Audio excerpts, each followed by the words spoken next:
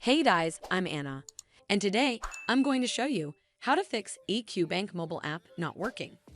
So first of all, you need to make sure you're running the latest version of the app. Open up App Store on your device, and then tap on this search icon in the bottom right corner. Then search for the EQ Bank app, and if you see this update button right next to the app name, simply tap on it to make sure you're running the latest version of the app. But if you still encounter this issue, then you need to clear App Cache. Go to your device settings and then scroll all the way down to General and tap on it.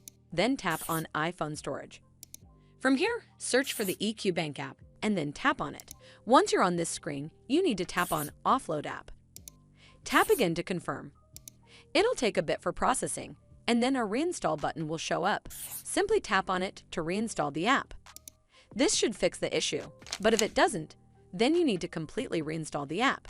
Follow the on-screen instructions to navigate all the way to the app page. Once you're on this screen, tap on Delete App to uninstall the app from your device. Once uninstalled, you need to open up App Store and then search for the EQ Bank app right over here in the search bar, and then click on this Get button to install it back on your device.